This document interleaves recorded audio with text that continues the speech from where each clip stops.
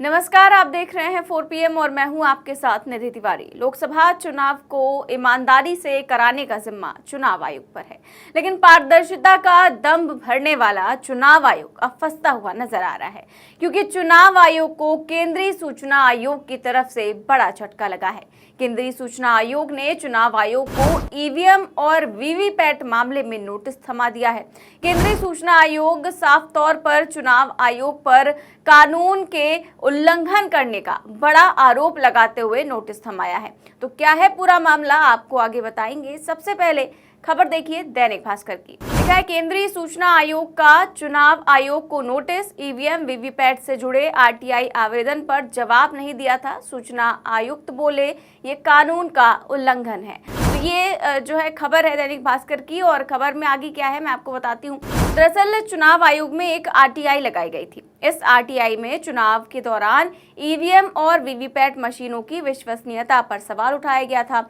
RTI के नियमों के मुताबिक चुनाव आयोग को इस आरटीआई का जवाब 30 दिनों के अंदर देना था, लेकिन 30 दिन तो क्या, लगभग 1.5 साल बीत जाने के बाद भी चुनाव आयोग ने जवाब नहीं दिया। इतना ही नहीं, चुनाव आयोग के सीनियर अधिकारियों की तरफ से पहली अपील तक नहीं सुनी गई। याचिका का जवाब नहीं देने पर सीआईसी ने गंभीर नाराजगी जाहिर की है और अब इस मामले में नोटिस जारी कर दिया है। सूचना आयोग यानी कि सीआईसी ने इसे कानून का घोर उल्लंघन बताते हुए चुनाव आयोग को लिखित स्पष्टीकरण देने का निर्देश दिया है। ये आरटीआई एक रिटायर्ड आईएएस एमजी देव सहायम ने 2022 में लगाई थी। आरटीआई ईवीएम और वीवीपैट मशीनों की जानकारी के लिए लगाई गई थी, लेकिन चुनाव आयोग से जवाब न मिलने के बाद पूर्व आईएएस ने अपनी दूसरी अपील सीआईसी से की, जिसके बाद मुख्य सूचना आयुक्त हीरालाल सामरिया ने पूछताछ की तो चुनाव आयोग के केंद्रीय सार्वजनिक सूचना अधिकारी इस बात का कोई जवाब नहीं दे सके। वो ये नहीं बता सके कि पूर्व आईएएस अधिकारी को कोई जवाब क्यों नहीं दिया जा सका, जिसके बाद मुख्य सूचना आयुक्त ने चुनाव आयुक्त को 30 दिनों का वक्त दिया है। इन 30 दिनों में अब चुनाव आयुक्त को पूर्व आईएएस अधिकारी की आरटीआई का जवाब देना होगा। मुख्य सूचना आयुक्त ने कहा कि यदि चूक के लिए अन्य लोग भी जिम्मेदार हैं तो सीपीआईओ उन्हें आदेश की कॉपी देगा और ऐसे लोगों की लिखित दलीलें सीआईसी को भेजी जाएं।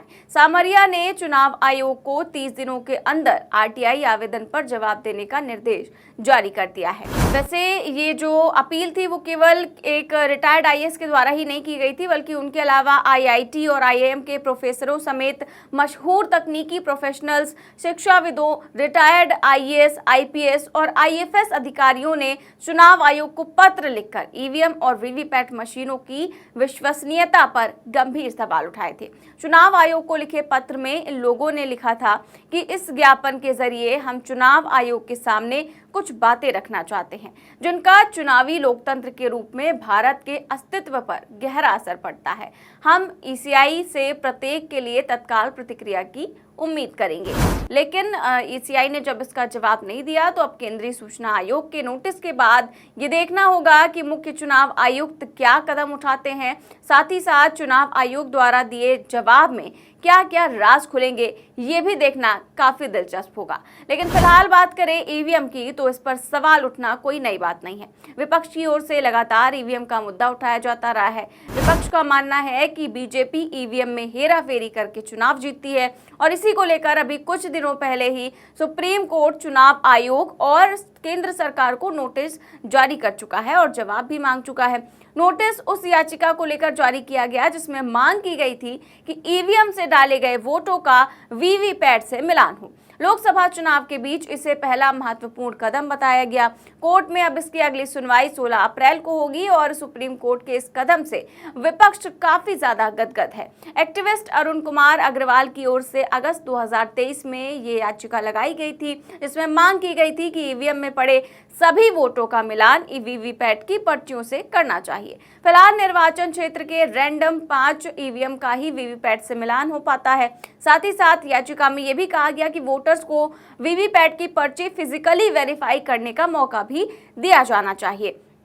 वोटर्स को खुद बैलेट बॉक्स में पर्ची डालने की सुविधा मिलनी चाहिए, जिससे चुनाव में गड़बड़ी की आशंका खत्म हो जाएगी।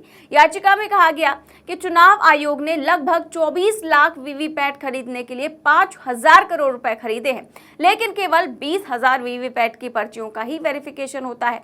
ऐसे में एडीआर ने 100% ईवीएम वोटों और वीवीपैट पर्चियों का मिलान करने की मांग को लेकर याचिका दायर की थी। इसी को लेकर अब सुनवाई जो है वो 16 अप्रैल को होगी। हालांकि चुनाव आयोग को इन सभी चीजों से कोई खास फर्क नहीं पड़ता, क्योंकि चुनाव आयुक्त कहते हैं कि ईवीएम पूरी तरह से सुरक्षित है। वो तो बाकायदा शायरी भी सुनाते हैं ईवीएम को लेकर। लेकिन विपक्ष की ओर से जो कांग्रेस नेता हैं दिग्विजय सिंह, वो लगातार आवाज उठाते आ रहे हैं और चुनाव आयोग से शिकायत भी करते आ रहे हैं, लेकिन चुनाव आयोग उन्हें मिलने का समय नहीं देता। और एक बार फिर से उन्होंने सवाल उठाते हुए कहा है कि चुनाव आयोग हमारी किसी बात का उत्तर नहीं देता, हमें मिलने का समय नहीं देता। मेरे कई सारे सवाल हैं, लेकिन क्योंकि चुनाव आयोग समय नहीं देता, इसीलिए ये सारे सवालों का उत्तर जान पाना नामुमकिन है। क्या कुछ कहा है उन्होंने, वीडियो देखिए। चुनाव आयोग से मेरी शिकायत है, कोई हमारी बात का उत्तर नहीं देते, मिलते नहीं है। ये मेरी शिकायत चुनाव आयोग से मैंने पार्लियामेंट में भी बात कही है, on the floor of the house, और बाहर भी मैंने कहा। 3 मेरे बेसिक क्वेश्चन है। क्या ये स्टैंड अलोन मशीन है? उसका उत्तर नहीं देते। क्या वीवीपैट की कनेक्टिविटी इंटरनेट से है? उसका जवाब नहीं देते।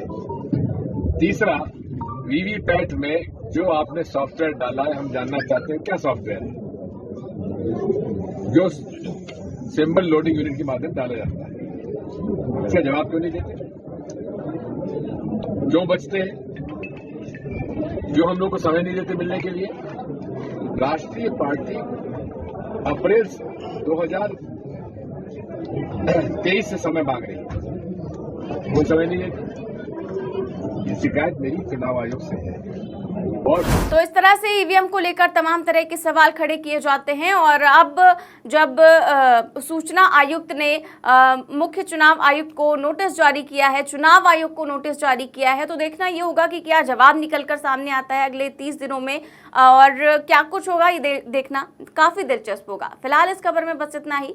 देश और दुनिया की तमाम बड़ी खबरें जानने के लिए देखते रहिए 4 PM न्यूज नेटवर्क। नमस्कार।